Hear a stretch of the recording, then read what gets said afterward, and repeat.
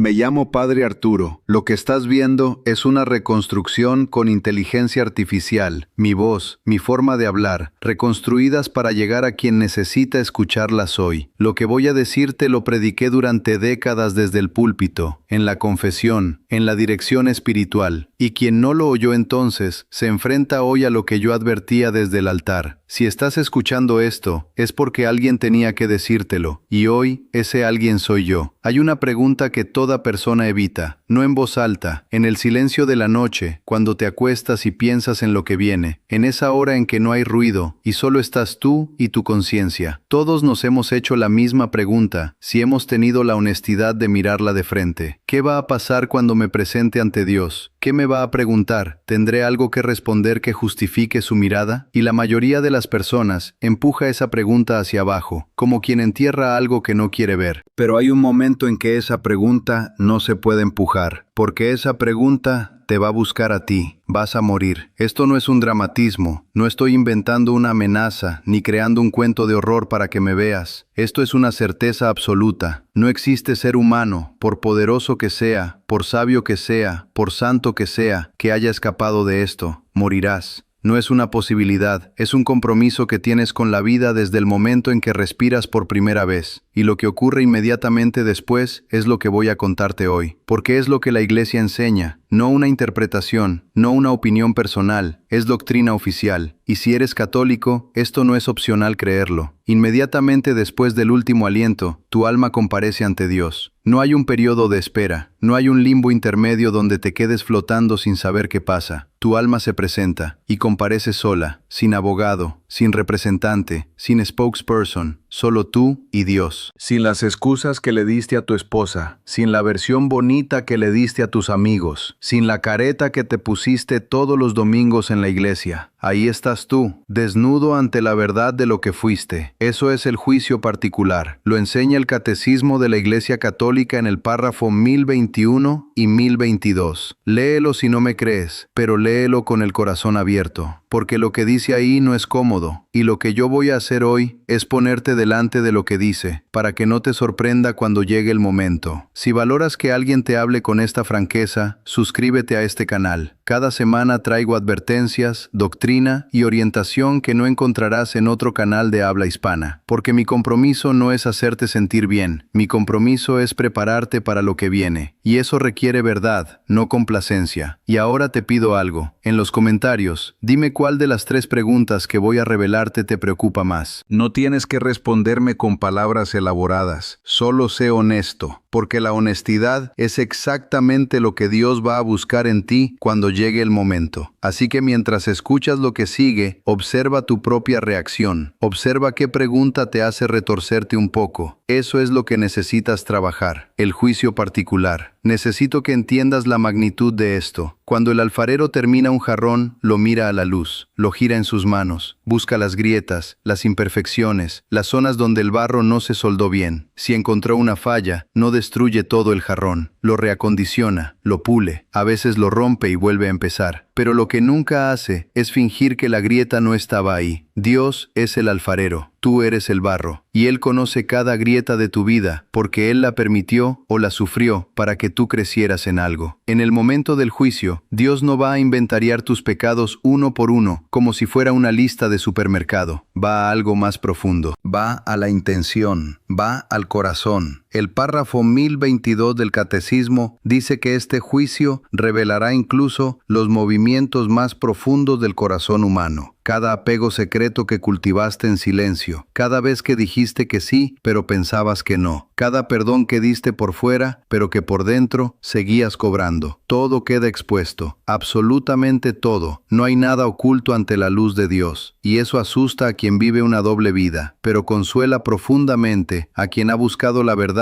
aunque le doliera. Y es ahí donde entra lo que quiero revelarte hoy. Dios no hace un interrogatorio interminable, no, hace 3 preguntas. 3. Y estas 3 preguntas son la síntesis de toda la vida cristiana. Si respondes bien a estas 3, el resto se alinea. Si respondes mal, todo lo demás se desmorona. Por más misas que hayas asistido, por más rosarios que hayas rezado. La primera pregunta es esta: ¿qué hiciste con el amor que te di? Escúchame bien. Dios no te pregunta si lo amaste, no te pregunta si sentiste amor por Él. Eso es importante, sí, pero no es lo que pregunta. Pregunta qué hiciste con el amor que te dio. El amor de Dios no es abstracto, no es una emoción que flota en el aire. El amor de Dios tiene nombre y apellido, tiene una dirección, tiene una cara, se llama prójimo. Cada persona que cruzó tu camino y que necesitaba algo que tú podías dar, era Dios disfrazado de necesidad. Eso no lo digo yo, lo dice el capítulo 25 del Evangelio de Mateo, en la parábola del juicio final. Cada vez que le das de comer al hambriento, que le das agua al sediento, que vistes al desnudo, que visitas al enfermo o al prisionero, lo haces por Él. Y cada vez que no lo haces, cuando podías y no quisiste, también lo haces por Él, en negativo. Dios te plantó en la vida de personas concretas, no de ideales vagos, de personas reales, con nombres, con historias, y les diste la espalda o les abriste la puerta. Esa es la forma en que Dios evalúa si lo amaste o no. No en las palabras que le dirigiste en la oración, en las decisiones que tomaste cuando alguien necesitaba algo de ti y tú tenías la capacidad de dárselo. La mayoría de las personas aprueban la pregunta de palabras, fracasan estrepitosamente en la pregunta de obras, porque el amor no es un sentimiento, el amor es una decisión diaria que se traduce en algo concreto, y Dios va a medir exactamente cuánto pesó esa decisión en tu vida. Ahora, la segunda pregunta es más difícil, y la pongo así porque sé que la mayoría de las personas no quiere hablar de esto. ¿Qué hiciste con el sufrimiento que te envié? Esto es lo que nadie quiere escuchar. Dios te envía sufrimiento, no como castigo, como instrumento, como shutien, como la poda que hace el viñador para que la vid dé fruto. Si nunca te dolió nada, si nunca perdiste nada, si nunca te rompieron el corazón, pregúntate si realmente estabas vivo. El sufrimiento llega a todos sin excepción. No existe el ginseng sin cruz. Esto no es negatividad, es realismo. La pregunta no es si sufriste, todos lo hicimos. La pregunta es qué hiciste con ese sufrimiento, si lo maldijiste, si le gritaste a Dios que por qué allowing esto, si te alejaste de Él cada vez más, cada vez que algo te lastimaba, o si lo ofreciste, no con palabras bonitas, con silencio real, con la decisión de unir tu dolor al de Cristo en la cruz. San Pablo lo dice en la carta a los Romanos. Los padecimientos del tiempo presente no son nada comparados con la gloria que se revelará en nosotros. Ofrecer el sufrimiento no es masoquismo, es sobrenatural. Es entender que cada dolor que no nos destruye puede convertirse en gracia si lo unimos a la offering pura de Cristo. Dios no te pregunta si entendiste el sufrimiento, eso vendría después. Te pregunta si lo soportaste como un hombre, o si maldijo a Dios cada noche sin dormir. Si cargaste tu cruz, o si la tiraste y caminaste sin ella, pensando que eso era libertad, cuando en realidad era abandono. La diferencia entre el hombre que se salva y el que se pierde no es que uno no sufrió, es que uno ofreció su sufrimiento y el otro lo usó como excusa para alejarse. Y ahora llegamos a la tercera pregunta, y esta es la que más me importa, la más urgente. ¿Qué hiciste con la misericordia que te ofrecí? Detente, esto es lo que más necesito que grabes en el corazón hoy. Dios no solo te juzga por lo que hiciste, te juzga por lo que rechazas. La misericordia de Dios no es una idea bonita, es un sacramento real, se llama confesión. Cada vez que te arrodillaste ante un sacerdote y pronunciaste en voz alta lo que habías hecho mal, algo ocurrió en el cielo. Antes de que el sacerdote levantara la mano, Dios ya te había perdonado. El sacerdote manifiesta lo que Dios ya había decidido. Así funciona el sacramento de la reconciliación. No soy yo quien te perdona, soy el canal a través del cual Dios te dice que está perdonándote. Y cada vez que no fuiste a confesarte, cada vez que dejaste pasar meses, años, décadas enteras con el peso de un pecado mortal sobre tu alma, la misericordia estuvo ahí,